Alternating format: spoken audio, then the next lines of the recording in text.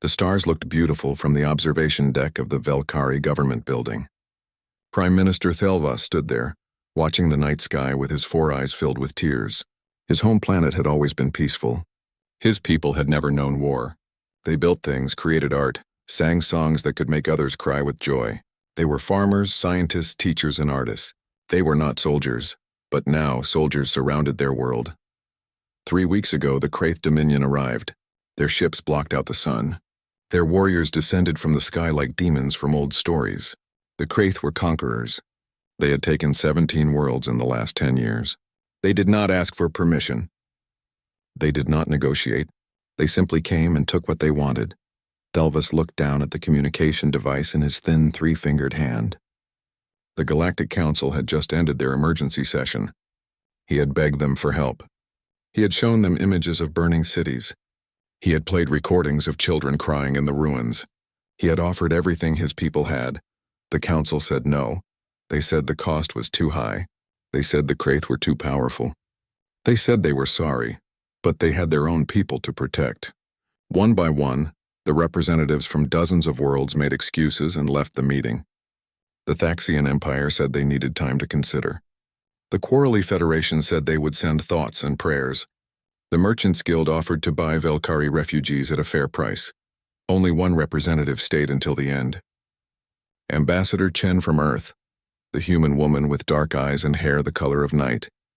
She listened to everything Thelvas said.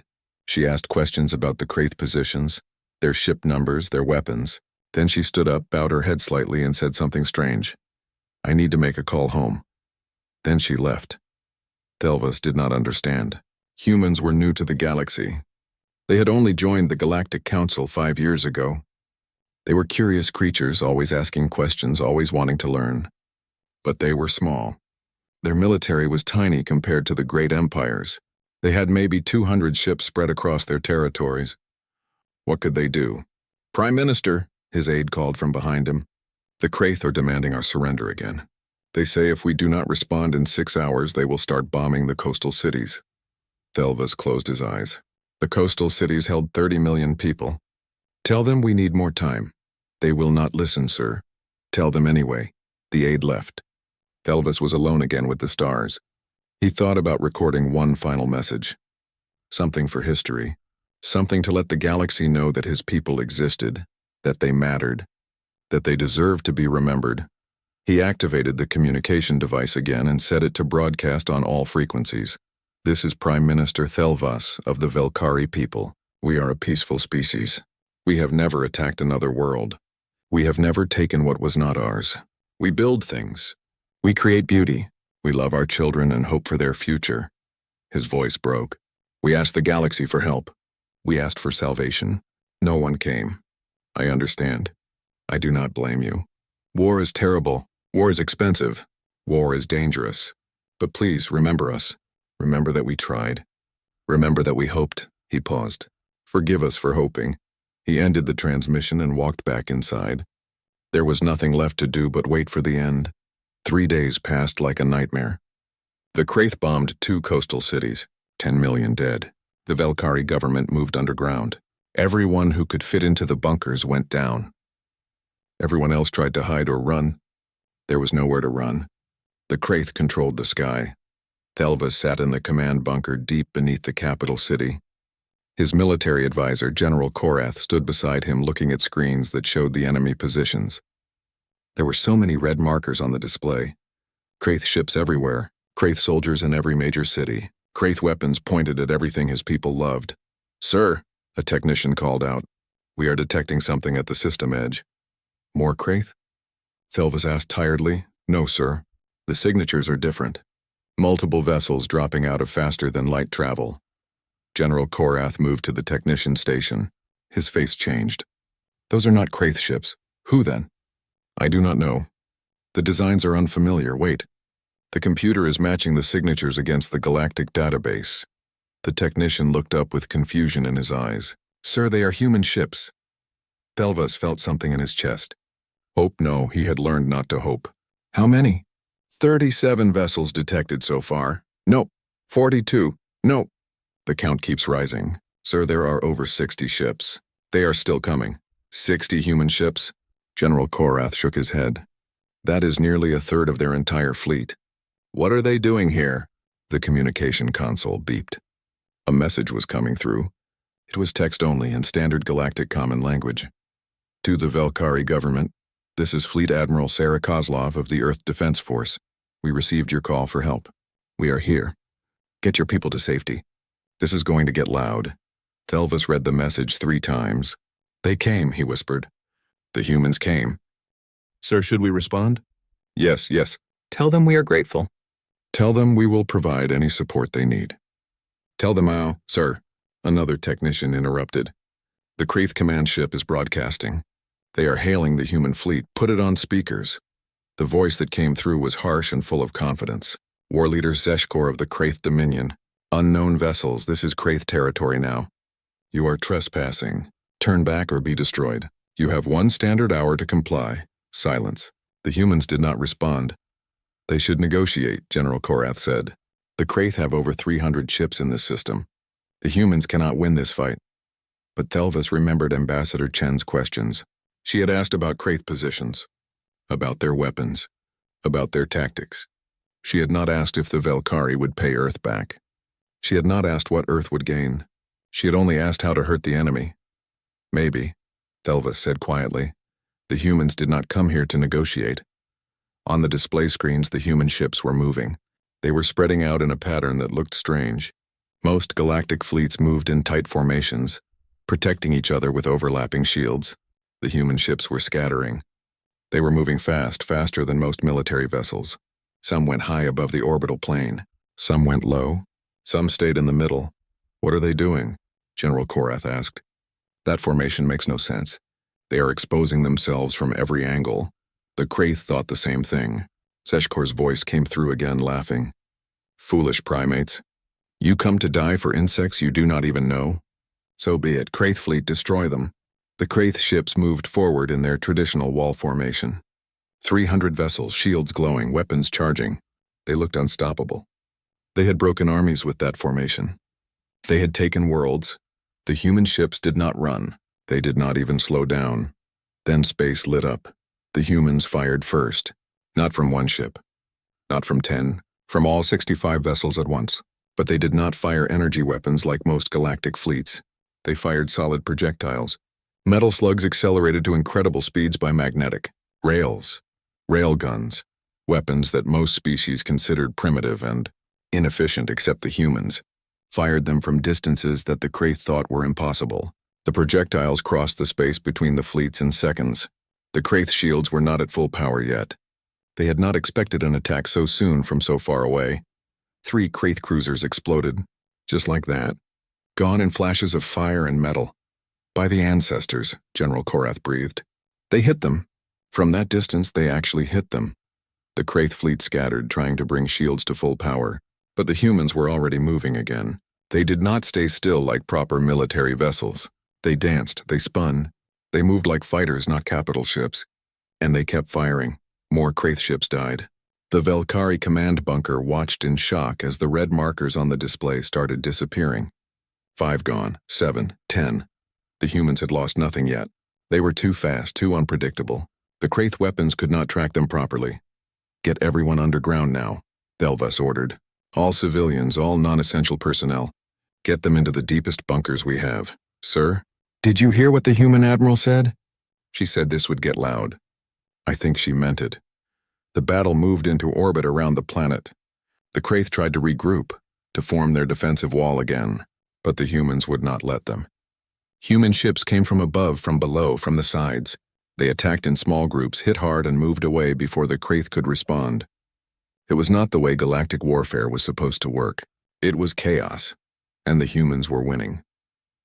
From his bunker, Thelvis watched the sky through external cameras. The night was gone. The darkness was replaced with red and orange lights. Explosions in orbit, weapons fire cutting through the atmosphere, pieces of burning ships falling like meteors. The Kraith had made his sky dark with their ships. Now the humans were making it burn. The Velkari people had a saying, a sky on fire means the gods are angry. Looking at the crimson sky above his dying world, Thelvis thought maybe the gods were not angry. Maybe they had finally answered his prayers, just not the way he expected. He had asked for salvation, for rescue, for someone to make the Kraith leave. The humans did not come to make them leave. The humans came to make them die. Another message came from Admiral Kozlov. This one was longer. Prime Minister Thelvas, this is Admiral Kozlov. I need you to keep your people underground for the next 72 hours minimum. Do not let anyone surface. Do not send up any aircraft. Do not activate any anti-orbital weapons. We are going to clear the Kraith from your sky, but there will be debris. A lot of debris. Some of it will be on fire. Stay down, stay safe. We will let you know when it is over. Thelvas sent back a simple message. Thank you. We will comply. And Admiral, we did not expect this kind of help. The reply came quickly. I know, but it is the only kind we know how to give. The battle lasted all night and into the next day. The Velkari people huddled in their bunkers listening to the thunder from above. Some prayed. Some cried. Some just held each other and waited. The children asked questions that no one could answer. Why were the humans helping? What would happen next? Would they be safe? Thelvas did not know. He only knew that for the first time in 3 weeks he felt something other than despair. The humans had come. They were fighting. And from what the sensors showed, they were winning. War leader Zeshkor made one last broadcast on the second day. His voice was no longer confident. Human fleet, we offer terms. Withdraw and we will leave this system. We will mark it as protected. We will pay reparations. Admiral Kozlov's response was short. No, you would rather die? You are the ones dying. Count your ships, Kraith. Then count ours. You have lost 90 vessels. We have lost 3. And we are just getting started. The transmission ended. The battle continued. The sky stayed red. In the command bunker, General Korath turned to Thelvas. Prime Minister, what have we done? We asked for help, but what will the humans want in return? What will this cost us? Thelvas looked at the screen showing the burning sky. I do not know, General. But whatever it is, it has to be better than extinction. He hoped he was right. Sir, should we respond? Yes, yes. Tell them we are grateful. Tell them we will provide any support they need. Tell them how, sir. Another technician interrupted. The Kraith command ship is broadcasting. They are hailing the human fleet. Put it on speakers. The voice that came through was harsh and full of confidence. War leader Zeshkor of the Kraith Dominion. Unknown vessels, this is Kraith territory now. You are trespassing. Turn back or be destroyed. You have 1 standard hour to comply. Silence. The humans did not respond. They should negotiate, General Korath said. The Kraith have over 300 ships in this system. The humans cannot win this fight. But Thelvas remembered Ambassador Chen's questions. She had asked about Kraith positions, about their weapons, about their tactics. She had not asked if the Velkari would pay Earth back. She had not asked what Earth would gain.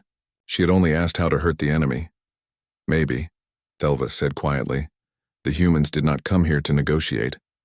On the display screens, the human ships were moving. They were spreading out in a pattern that looked strange.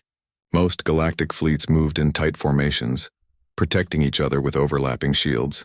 The human ships were scattering. They were moving fast, faster than most military vessels. Some went high above the orbital plane. Some went low. Some stayed in the middle. What are they doing? General Korath asked. That formation makes no sense. They are exposing themselves from every angle. The Kraith thought the same thing. Zeshkor's voice came through again, laughing. Foolish primates. You come to die for insects you do not even know? So be it. Kraith fleet, destroy them. The Kraith ships moved forward in their traditional wall formation. 300 vessels, shields glowing, weapons charging. They looked unstoppable. They had broken armies with that formation. They had taken worlds. The human ships did not run. They did not even slow down. Then space lit up. The humans fired first. Not from one ship. Not from 10. From all 65 vessels at once. But they did not fire energy weapons like most galactic fleets. They fired solid projectiles. Metal slugs accelerated to incredible speeds by magnetic. Rails. Railguns. Weapons that most species considered primitive and inefficient except the humans. Fired them from distances that the Kraith thought were impossible. The projectiles crossed the space between the fleets in seconds. The Kraith shields were not at full power yet. They had not expected an attack so soon from so far away. 3 Kraith cruisers exploded, just like that, gone in flashes of fire and metal. By the ancestors, General Korath breathed. They hit them. From that distance, they actually hit them. The Kraith fleet scattered, trying to bring shields to full power, but the humans were already moving again. They did not stay still like proper military vessels. They danced, they spun. They moved like fighters, not capital ships. And they kept firing. More Kraith ships died. The Velkari command bunker watched in shock as the red markers on the display started disappearing. 5 gone, 7, 10. The humans had lost nothing yet. They were too fast, too unpredictable. The Kraith weapons could not track them properly. Get everyone underground now, Thelvas ordered. All civilians, all non-essential personnel. Get them into the deepest bunkers we have. Sir? Did you hear what the human admiral said? She said this would get loud. I think she meant it. The battle moved into orbit around the planet. The Kraith tried to regroup, to form their defensive wall again, but the humans would not let them. Human ships came from above, from below, from the sides. They attacked in small groups, hit hard, and moved away before the Kraith could respond. It was not the way galactic warfare was supposed to work. It was chaos, and the humans were winning. From his bunker, Thelvas watched the sky through external cameras. The night was gone. The darkness was replaced with red and orange lights. Explosions in orbit, weapons fire cutting through the atmosphere, pieces of burning ships falling like meteors. The Kraith had made his sky dark with their ships. Now the humans were making it burn. The Velkari people had a saying, "A sky on fire means the gods are angry." Looking at the crimson sky above his dying world, Thelvas thought maybe the gods were not angry. Maybe they had finally answered his prayers, just not the way he expected. He had asked for salvation, for rescue, for someone to make the Kraith leave. The humans did not come to make them leave. The humans came to make them die. Another message came from Admiral Kozlov. This one was longer. Prime Minister Thelvas, this is Admiral Kozlov. I need you to keep your people underground for the next 72 hours minimum. Do not let anyone surface. Do not send up any aircraft. Do not activate any anti-orbital weapons. We are going to clear the Kraith from your sky, but there will be debris. A lot of debris. Some of it will be on fire. Stay down, stay safe. We will let you know when it is over. Thelvas sent back a simple message. Thank you. We will comply. And Admiral, we did not expect this kind of help. The reply came quickly.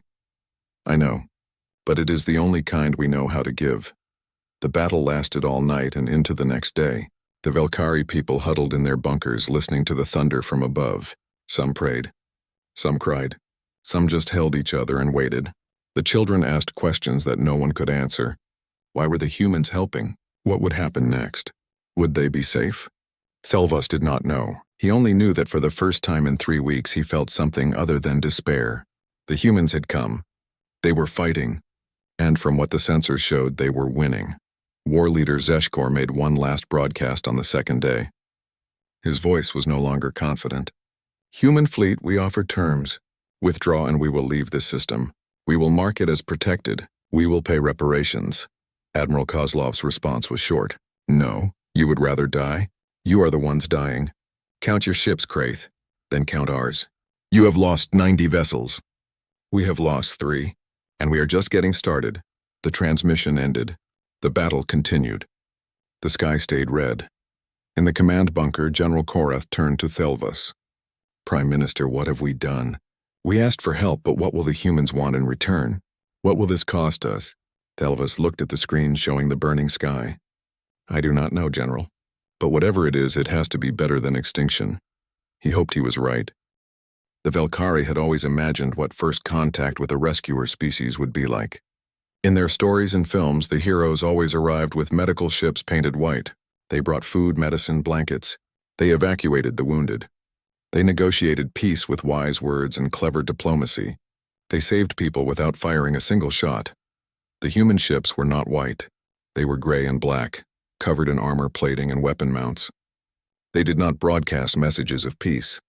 They broadcast targeting coordinates to each other. And they had fired thousands of shots. Millions, probably. Prime Minister Thelvas stood in the command bunker watching the tactical display. It had been 36 hours since the humans arrived. The Kraith Dominion had come to his world with 327 ships. Now they had 214. The humans had arrived with 65 ships.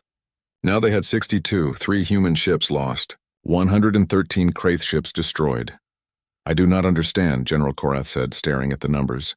The mathematics make no sense. The Kraith have better shields, stronger hulls, more ships. How are they losing? A young Velkari technician named Mira spoke up. She had been analyzing the battle data since it started. General, I think I know. The humans do not fight like anyone else. Look at this pattern. She brought up a recording from 2 hours ago. It showed a group of 5 Kraith destroyers moving in formation. Their shields were linked, making them stronger together. It was standard military doctrine across the galaxy. Safety and unity. Then 3 human ships appeared. They came from different directions at high speed. The first human ship fired at the Kraith formation, hitting the shields. The Kraith ships turned to face the threat, bringing their weapons to bear. But that was what the humans wanted. While the Kraith focused on the first attacker, the second human ship came from above and fired at the rear Kraith vessel. The shields were weaker at the back because all the power was facing the first threat. The rear Kraith destroyer exploded. The formation broke. The surviving Kraith ships tried to reposition, but the third human ship was already there, firing at another weak point. 2 more Kraith ships died before they could even turn around. The last 2 Kraith destroyers ran, shields failing, engines damaged. The 3 human ships regrouped and moved to find another target. The whole attack lasted 90 seconds. They hunt like pack predators, Mira said quietly, like the Kravix wolves from the northern continent. One draws attention, others strike from behind. They do not fight with honor or formation. They fight to kill. General Korath looked uncomfortable. That is effective, but also terrifying. Thelvis understood his feeling.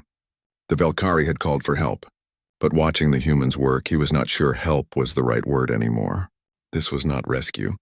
This was extermination. The humans were not trying to drive the Kraith away. They were trying to destroy them completely. A new message came through from the human fleet. Prime Minister Thelvis, this is Admiral Kozlov. We need to talk.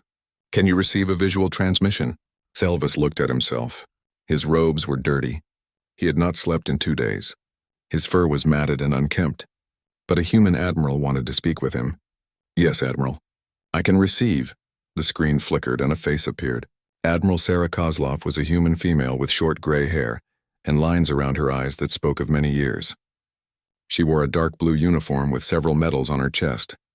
Behind her, Thelvis could see the bridge of her ship. Human crew members moved efficiently between stations. Everything looked clean, organized, professional. Prime Minister, Admiral Kozlov said. Her voice was firm but not unkind. I wanted to check on your status. Are your people safe? Yes, Admiral. We are underground as you instructed. The bunkers are crowded but secure. Good. I need you to stay down there for at least another day, maybe 2. The Kraith are sending reinforcements. We detected their faster-than-light signatures 3 hours ago. They will arrive soon. Thelvis felt his heart sink. More Kraith? How many? Looks like another 150 ships. Maybe more. Admiral, you should retreat. You have done more than enough. You have fought bravely, but against those numbers... He could not finish the sentence. Admiral Kozlov smiled. It was not a happy smile. It was the smile of someone who knew a secret. Prime Minister, we are not retreating. We are exactly where we want to be. I do not understand. The Kraith think they are coming to rescue their invasion force. They think we are just 65 ships fighting alone. They do not know that we have been transmitting our position to Earth since we arrived.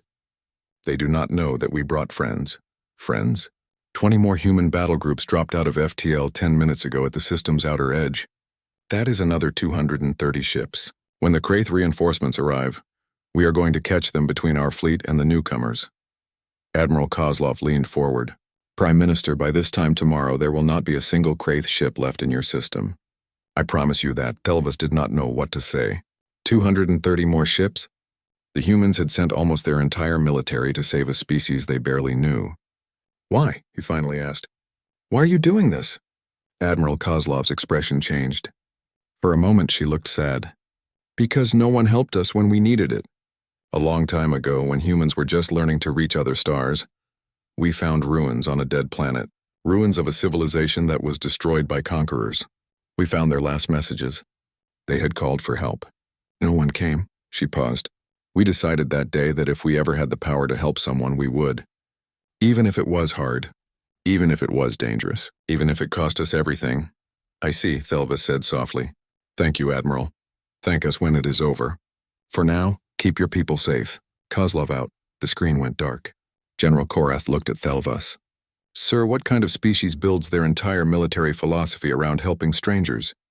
A strange one, General. A very strange one. 6 hours later, the Kraith reinforcements arrived. The Velkari sensors detected them immediately. 163 ships dropping out of faster-than-light travel near the orbit of the fourth planet. They moved in a confident formation, coming to help their besieged comrades. They did not know the trap waiting for them. Admiral Kozlov had positioned her fleet between the planet and the incoming Kraith. The newcomers would see the ongoing battle and think they just needed to attack the human rear, a simple pincer movement, basic tactics. But when the Kraith reinforcements got closer, the other 230 human ships appeared behind them. They had been hiding in the sensor shadow of the system's gas giant, waiting. Now they lit up their engines and weapons, surrounding the Kraith from behind. The Kraith were caught in between. Admiral Kozlov's fleet in front. The new human fleet behind. Nowhere to run.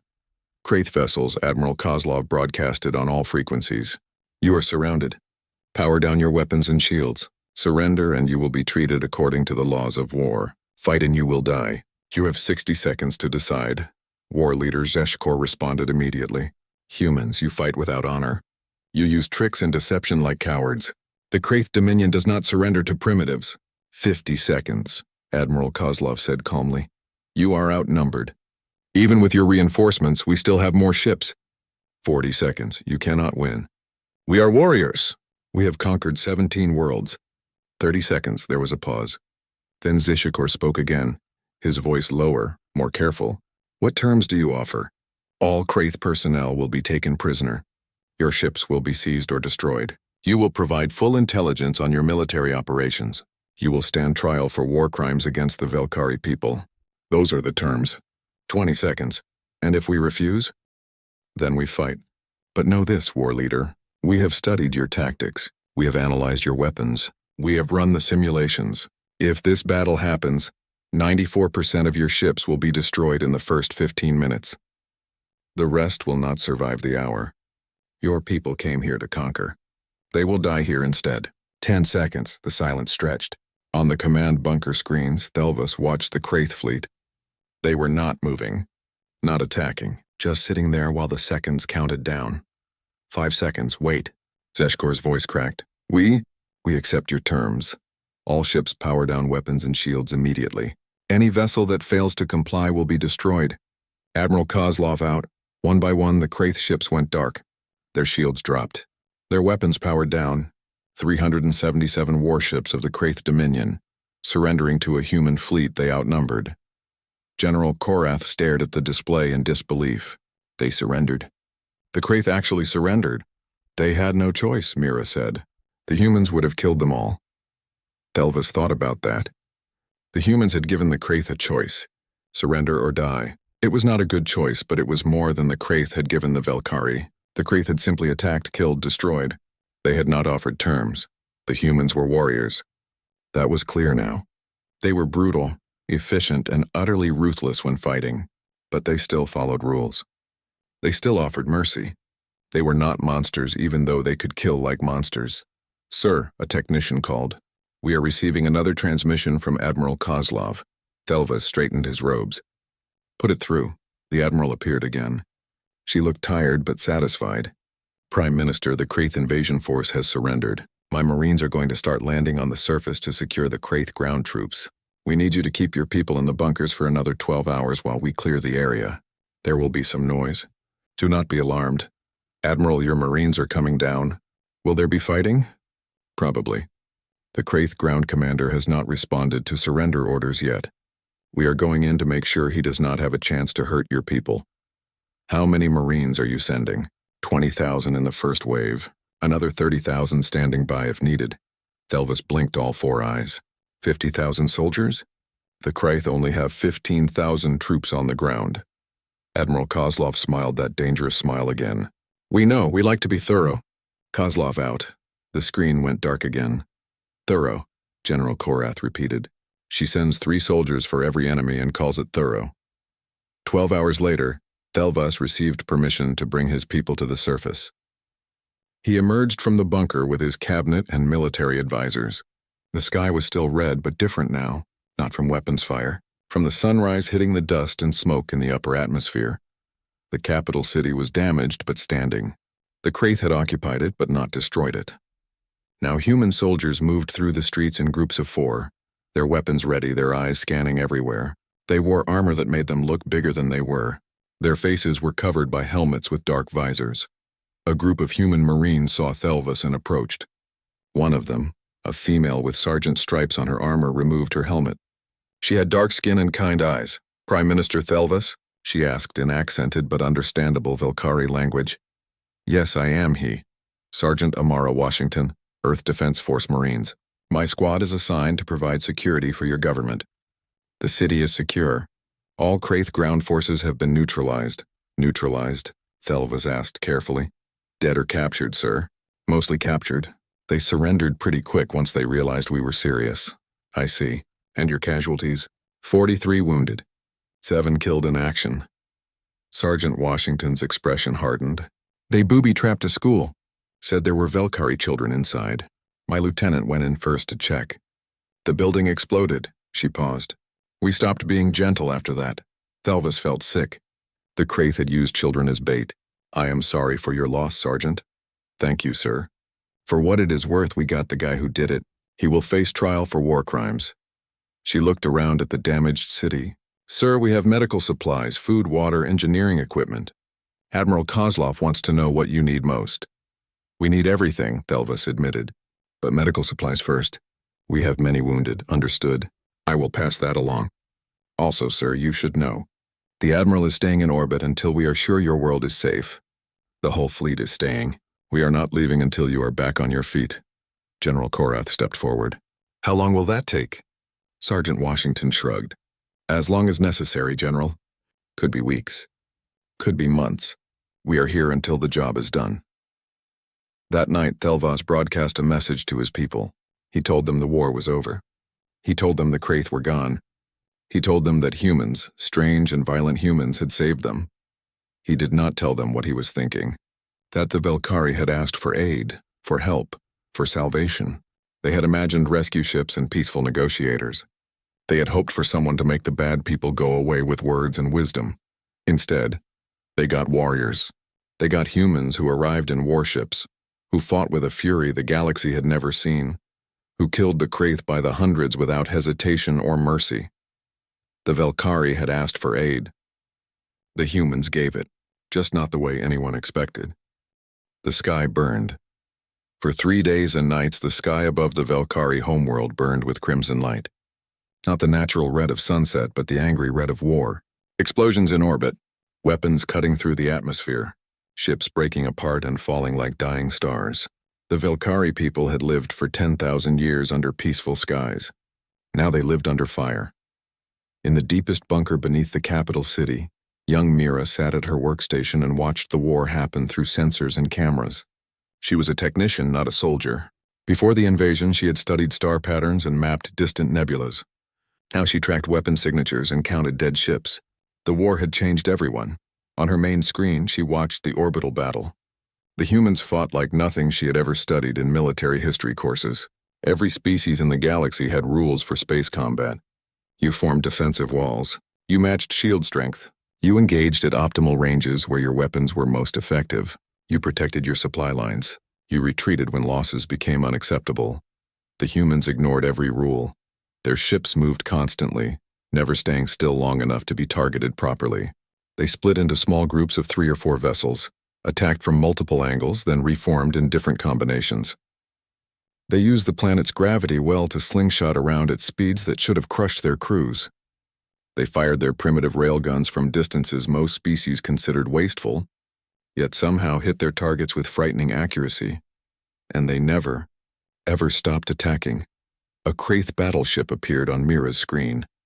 It was one of their command vessels, over 2 kilometers long, covered in heavy armor and shield generators. 50 Kraith fighters circled it like protective insects. The battleship was moving toward one of the human carriers, preparing to launch a missile barrage. 3 human frigates appeared above the battleship. They had been hiding in the planet's shadow, waiting. The frigates were small compared to the Kraith vessel, maybe a tenth its size. But they did not hesitate. The first frigate fired a spread of railgun rounds at the fighter screen. The metal projectiles moved so fast they were just streaks of light. 6 Kraith fighters exploded instantly. The others scattered, formation broken. The second frigate launched something Mira had never seen before. Missiles, but not normal ones. These were small, fast, and seemed to think for themselves. Smart missiles. They curved around the battleship's point defense fire, dodged the desperate countermeasures, and slammed into the shield generators. 1, 2, 5, 8 impacts. The shields flickered and failed. The third frigate had been charging its main gun. Now it fired. A single railgun round, bigger than the others, accelerated to incredible speed. It punched through the battleship's armor like paper. The ship did not explode dramatically. It just died. All lights went out. The engines stopped. 2 kilometers of metal and machinery became a tomb floating in space. The 3 human frigates regrouped and moved away, already looking for their next target. The whole attack lasted 45 seconds. How? General Korath asked, watching the same footage. He stood behind Mira, his hands gripping the back of her chair. How do they coordinate so perfectly? How do they know where to strike? How do they move so fast? Mira pulled up another data stream. I have been analyzing their communication patterns, General. The humans use something called tactical networks. Every ship is connected to every other ship, sharing data in real time. They see what each other sees. They know where each other is. They think like one organism with many bodies. That should not be possible. The processing power required, the communication bandwidth, the coordination algorithms. General Korath trailed off. We have never been able to make that work. No one has. The humans did, Mira said simply, and it makes them almost impossible to fight traditionally. Prime Minister Thelvas joined them at the workstation. He had not slept in 4 days. His eyes were red and his hands shook slightly. But he needed to see. He needed to understand what was happening to his world. Show me the ground situation, he ordered. Mira switched displays. The view changed to surface cameras placed around the capital city. Human drop pods were falling from orbit like metal rain. Each pod carried 4 Marines in full combat armor. The pods did not land gently. They crashed into the ground at speeds that should have killed everyone inside. But hatches blew open and humans emerged, weapons ready, already moving toward their objectives. The Kraith ground forces tried to fight back. They had fortified positions in several major buildings. They had heavy weapons and energy barriers. They had 15,000 experienced soldiers who had conquered worlds before. The humans did not care. Mira watched as a squad of human Marines approached a Kraith strongpoint. The building was a former Velkari government office now converted into a fortress. Kraith soldiers fired from windows and rooftops. Energy weapons lit up the street. Any normal attack would have been suicide. The humans did not attack normally. One Marine knelt and placed a small device on the ground. A drone. It flew up and scanned the building, mapping every room, every enemy position, every weak point. The data was shared instantly with the whole squad. Now they knew exactly where every Kraith soldier was hiding. 2 Marines fired grenades through specific windows. Not regular grenades. These were flashbangs designed to blind and deafen. The Kraith inside screamed. While they were disoriented, another Marine used a rocket launcher to blow a hole in the side of the building, not the front where the Kraith expected. The side wall on the 3rd floor. The squad entered through the hole before the dust settled.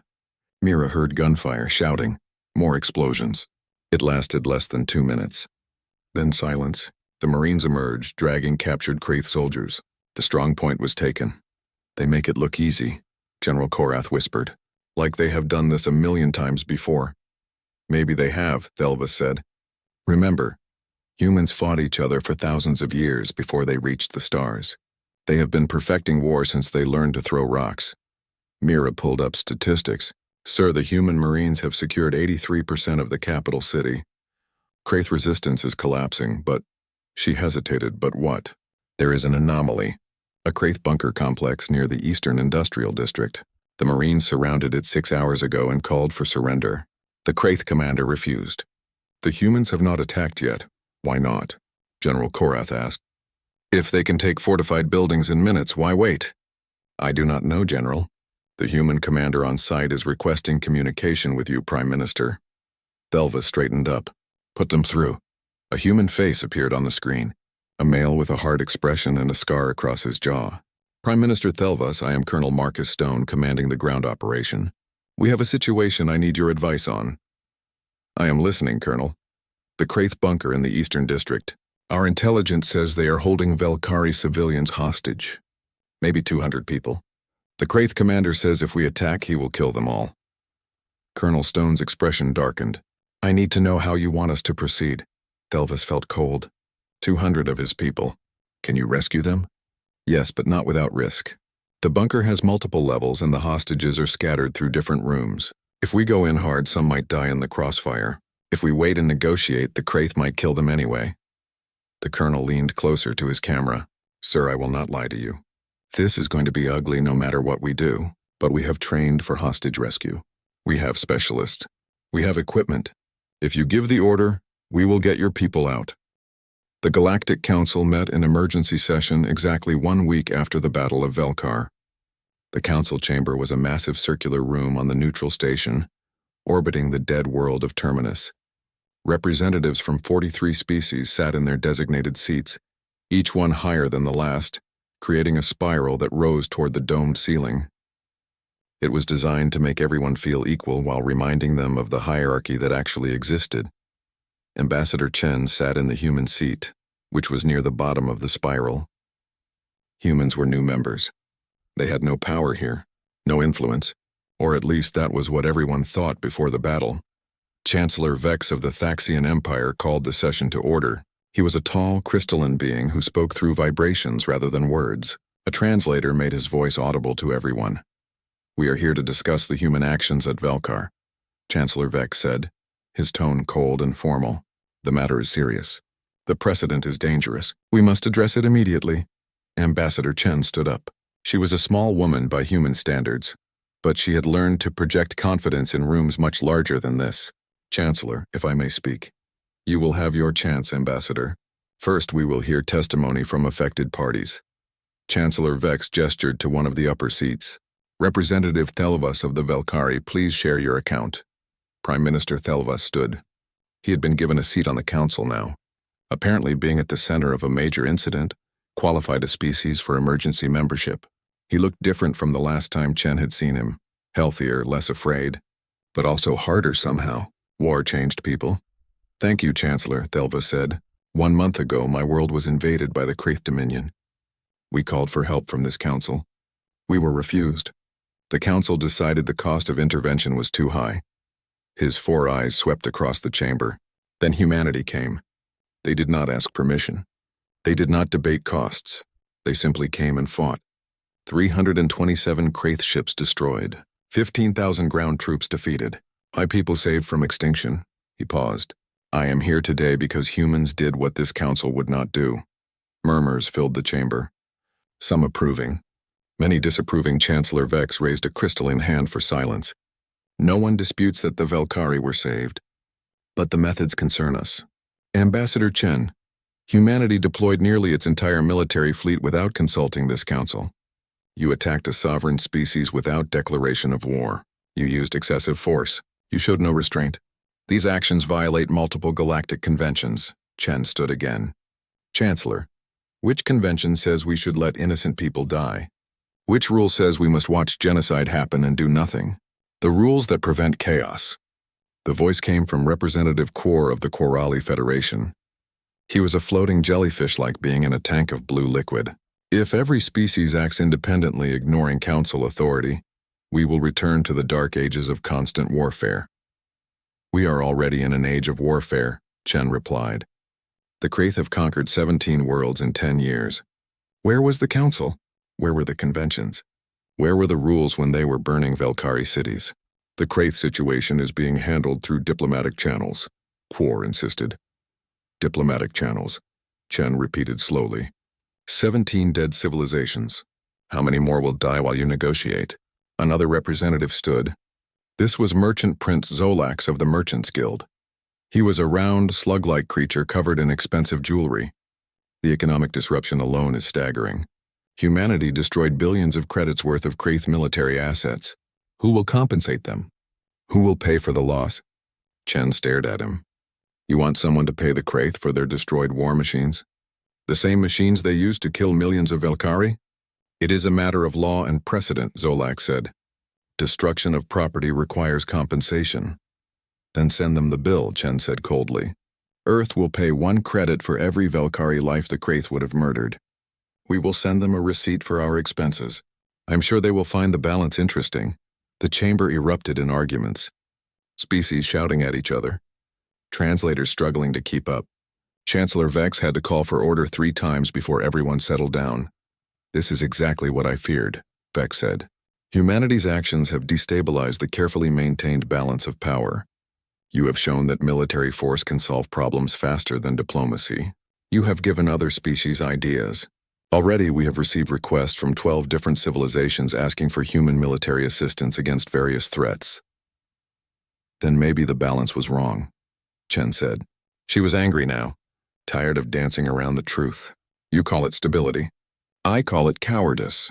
You created a system where the strong prey on the weak and everyone pretends not to notice, because intervention is too expensive or too dangerous or too politically complicated. Well, humanity notices, and we will not stand by. You cannot be the galaxy's police force, Kor said. You do not have the authority.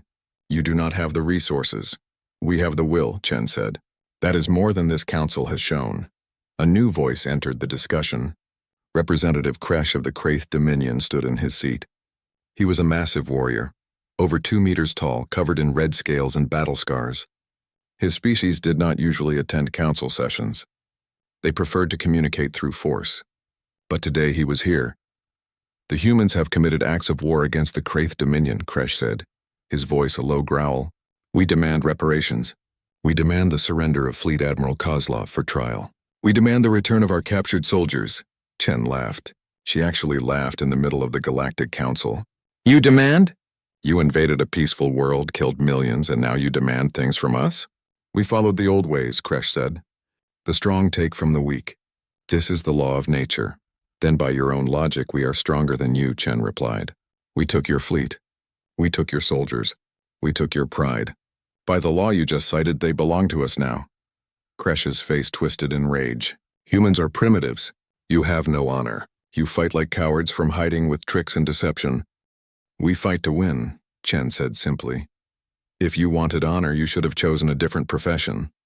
War is not a game. It is not a sport. It is survival, and humanity is very good at surviving. Chancellor Vex tried to restore order, but the chamber was chaos now. Species were choosing sides.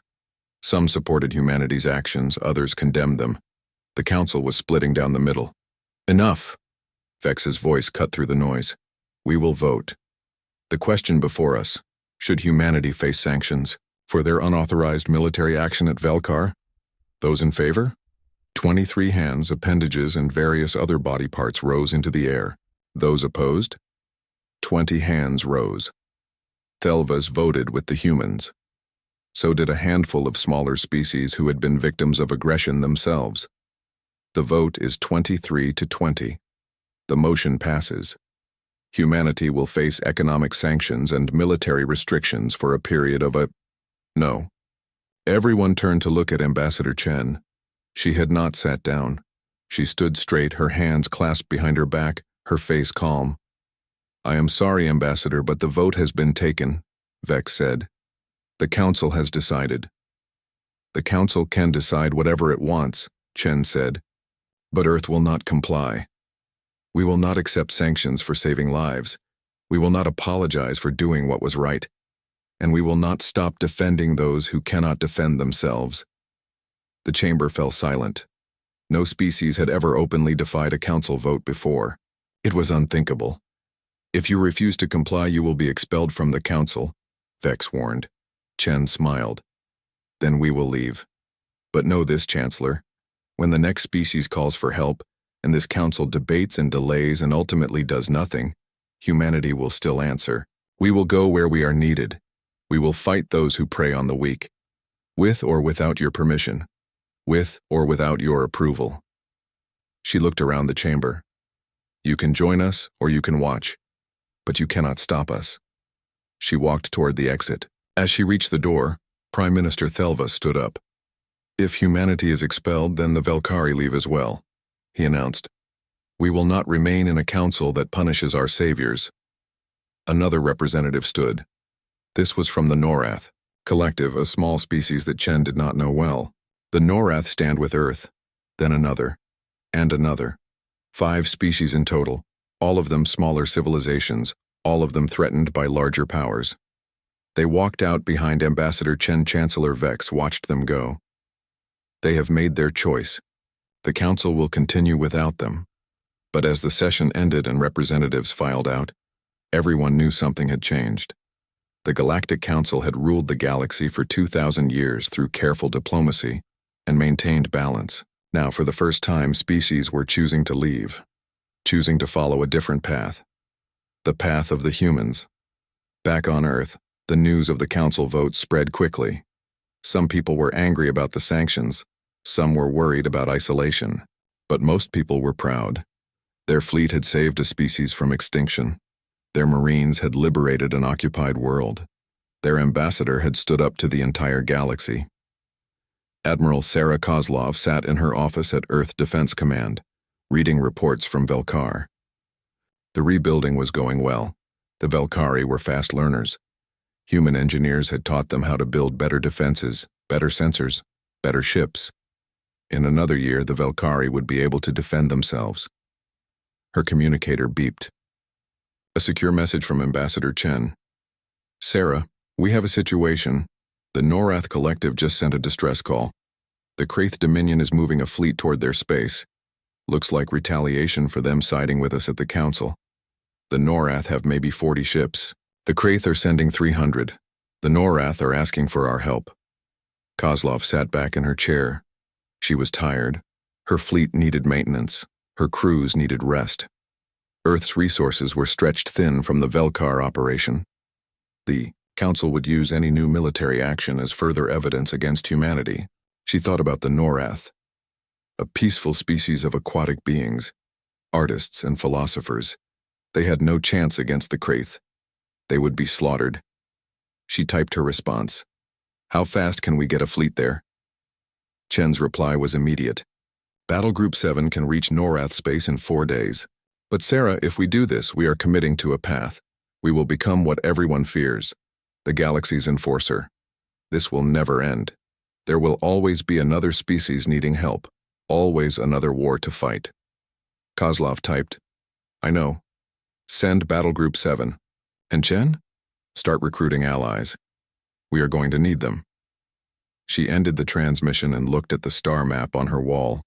The galaxy was huge, full of species both good and evil, full of wars and injustices and suffering. The Galactic Council wanted to maintain balance.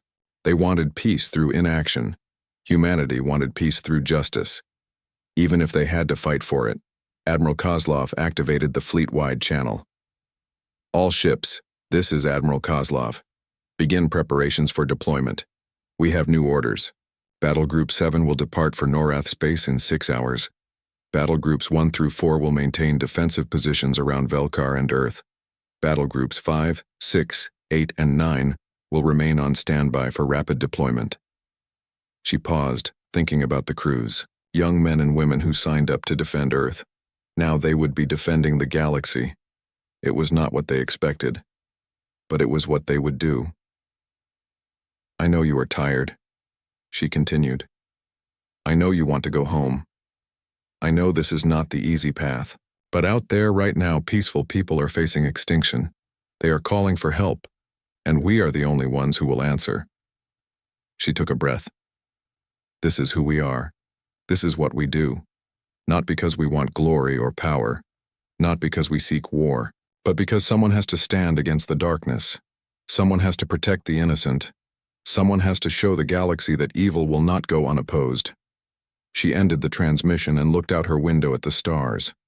Somewhere out there, the Kraith fleet was moving toward Norath space. In 4 days, they would find humans waiting for them, and the galaxy would learn again what it meant to face humanity in battle. 3 days later, News reached the Galactic Council. The Kraith fleet had reached Norath space and found 65 human warships in orbit around the Norath homeworld. The Krath, remembering what happened at Velkar, turned around and left without firing a shot. Chancellor Vex called an emergency session.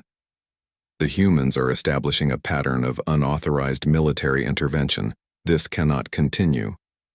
But, in the back of the chamber, smaller species were whispering to each other, sharing communication codes, making plans. If the Galactic Council would not protect them, they would find someone who would. They would find the humans, and the humans would answer.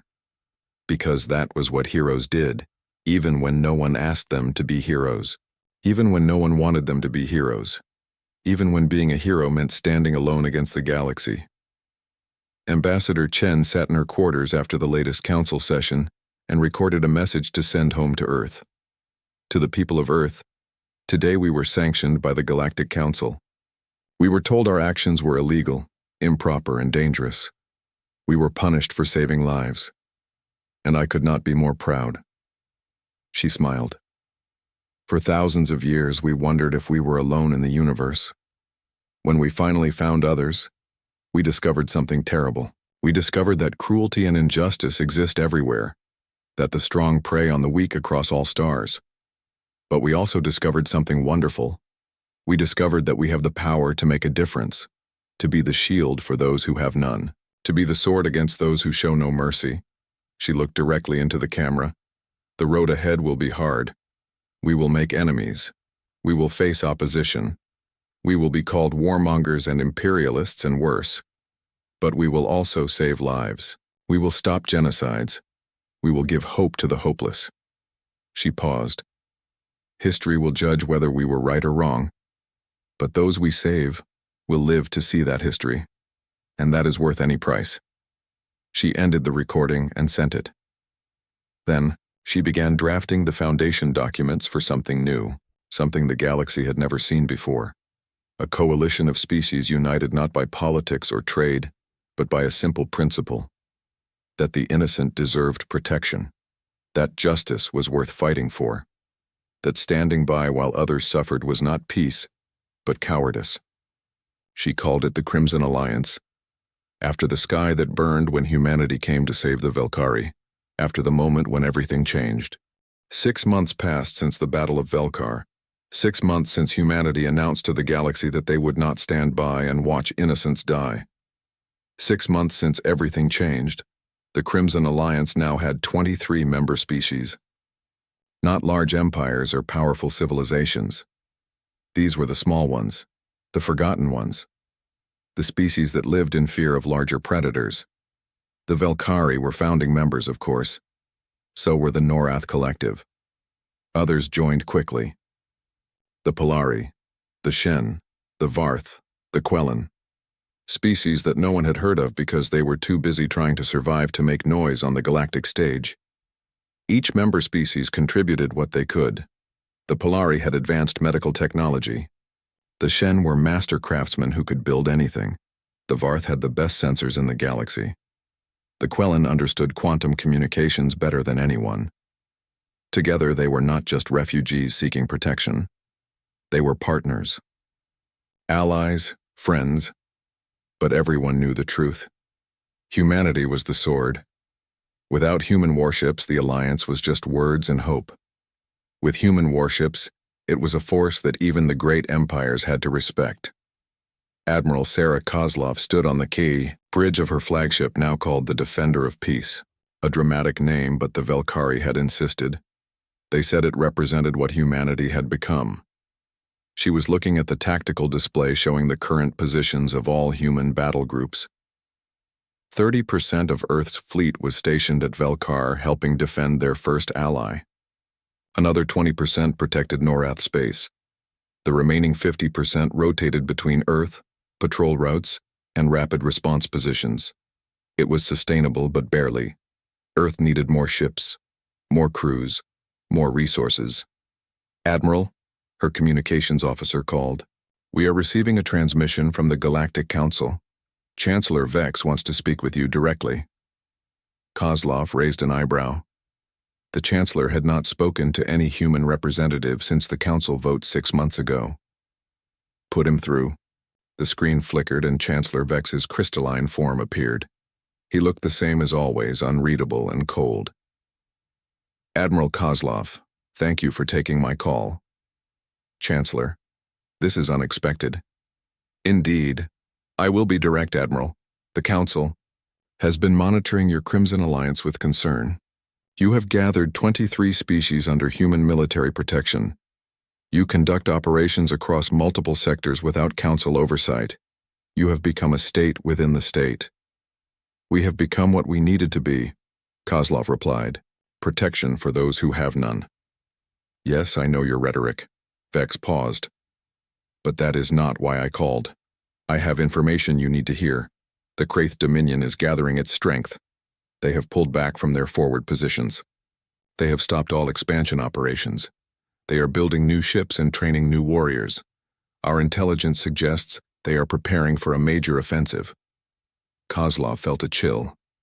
Against who? Against you, Admiral. Against Earth. Against the Crimson Alliance. The Kraith see you as their primary threat now. They want revenge for Velkar. They want to prove that their way is superior to yours. Vex leaned forward slightly. They are gathering a fleet of over 1,500 ships, the largest military force assembled in 2 centuries, and they plan to use it to destroy Earth. 1,500 ships. Kozlov kept her face calm, but her mind was racing. Earth's entire fleet was maybe 400 ships. Even with the Crimson Alliance members adding their vessels, they could field maybe 500 total. Against 1,500 Kraith warships, those were terrible odds. When? She asked. 3 months. Maybe 4. They are still building. Vex paused again. Admiral, the Council wants to offer you a deal. Dissolve the Crimson Alliance. Stop your unauthorized military operations. Return to Council authority. If you do this, we will negotiate with the Kraith. We will prevent the war. By throwing the Velkari and Norath back to the wolves? Kozlov asked. By abandoning everyone who trusted us? By preserving Earth from annihilation? Vex said. Admiral, be realistic. You cannot win against those numbers. Humanity has shown remarkable skill and courage, but there are limits. 1,500 ships will overwhelm you. Earth will burn. Your people will die. Is your pride worth that? Kozlov looked at him for a long moment. Chancellor, do you know why humans are good at war? I assume you will tell me.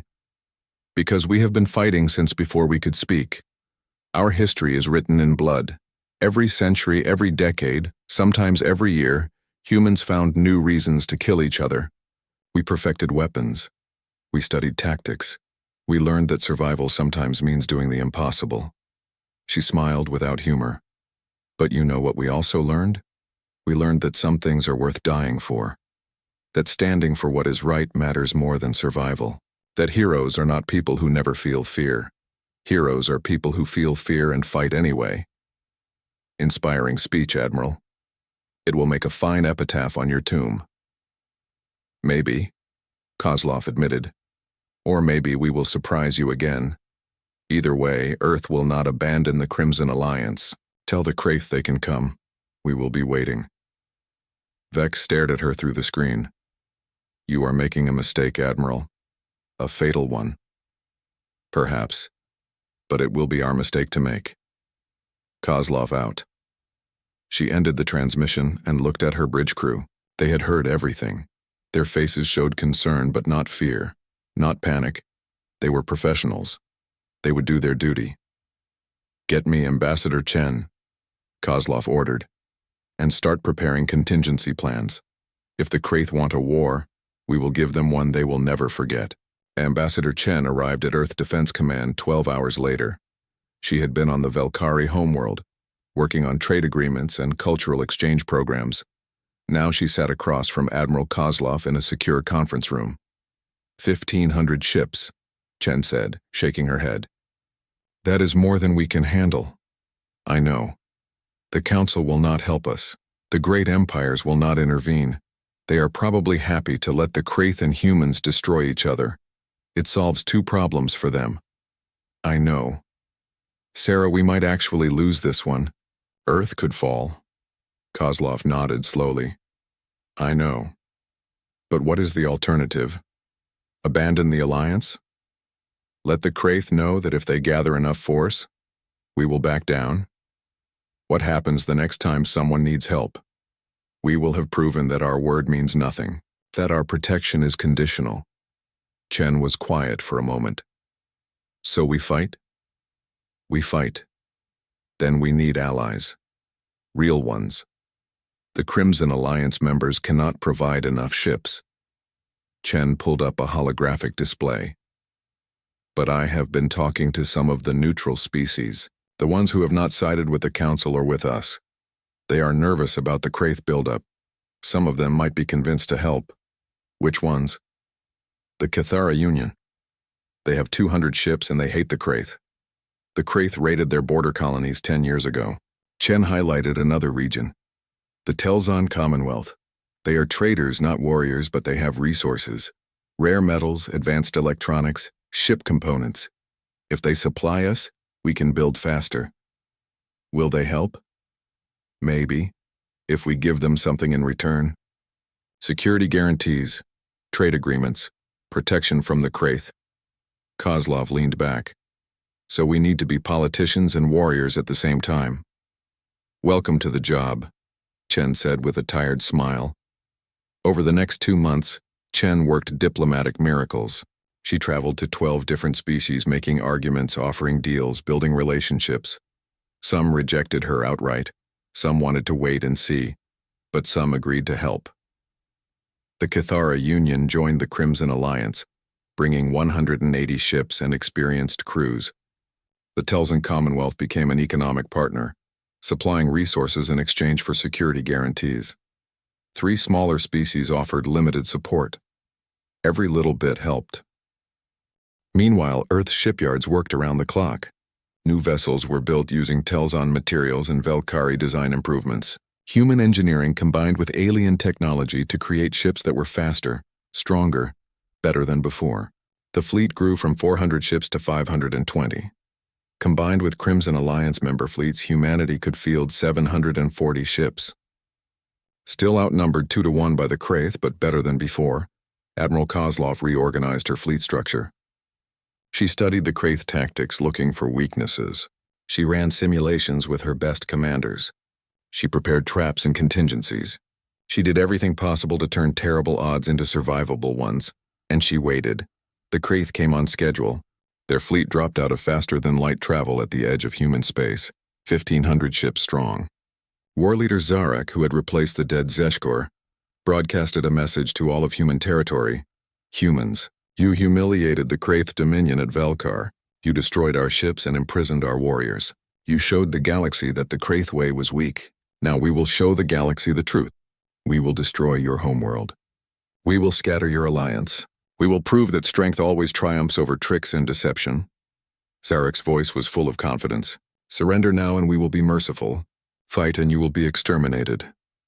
Admiral Kozlov broadcasted her response on the same frequencies. War leader Zarek. I am Fleet Admiral Sarah Kozlov of Earth Defense Force. You came to our space with 1,500 ships because you learned at Velkar that numbers matter. That is good. You are learning. But you still do not understand the most important lesson. She paused. You cannot win by just having more ships. You have to know how to use them. Come and find out what that means. Kozlov out. The Kraith fleet moved forward in their traditional formation, a massive wall of ships, shields linked, weapons charged. They looked unstoppable.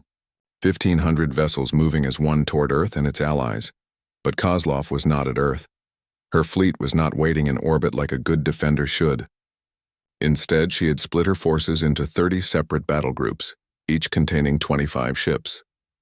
They were scattered throughout human space, hiding in asteroid fields, behind moons, in the shadows of gas giants. The Kraith expected a defensive battle, a stand at Earth where humanity would try to protect their homeworld. Instead, they found nothing. Just empty space and silent monitoring stations. Where are they? Zarek demanded, staring at his tactical displays. Where are the humans? His answer came from behind. 10 human battle groups dropped out of faster-than-light travel behind the Kraith fleet.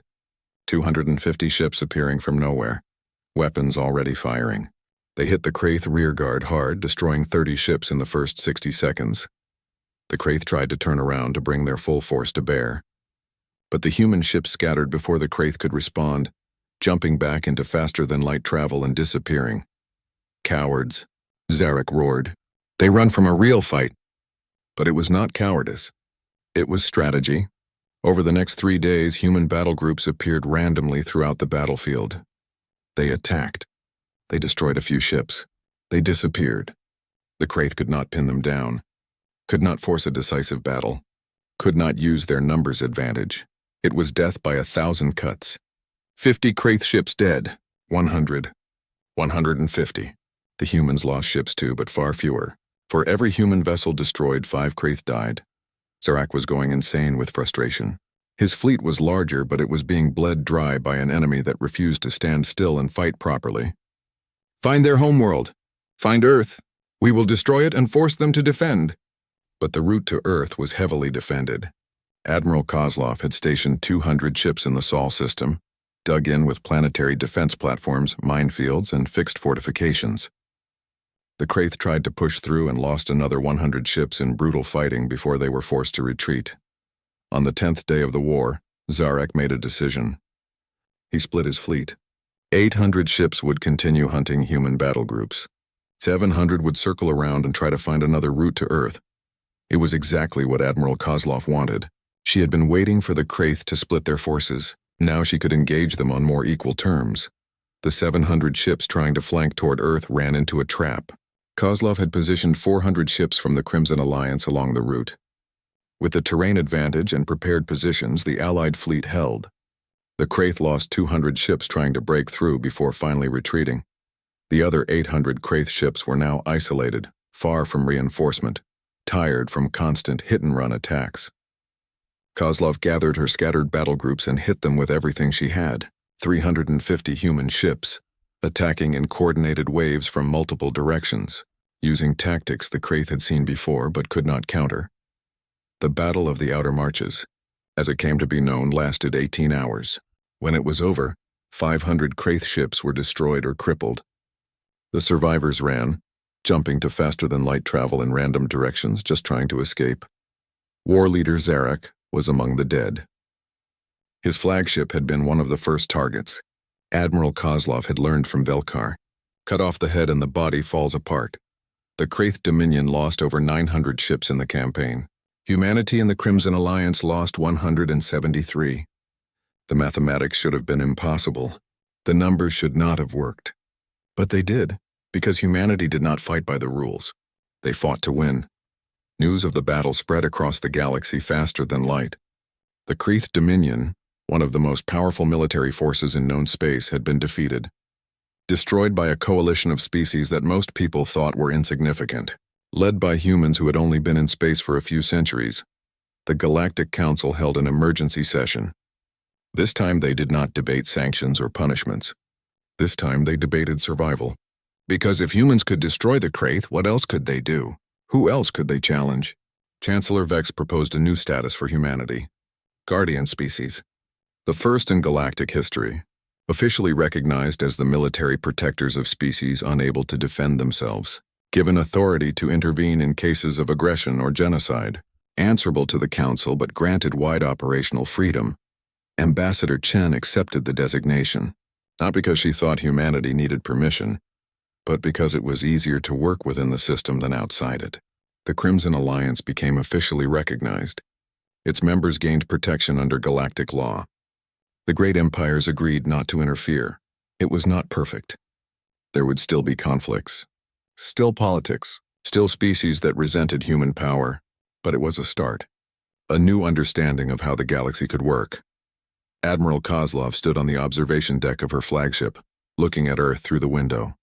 The planet looked peaceful from here, blue and white and green, beautiful, worth fighting for. Her communicator beeped, another distress call. A species she had never heard of being threatened by raiders. They were asking for help. She smiled and pressed the response button. This is Admiral Kozlov. Send us your coordinates. Help is on the way. Because that was what they did now. That was who humanity had become. Not conquerors, not empire builders, protectors, defenders. The people who showed up when the sky burned crimson, bringing fire to the enemies and hope to the innocent.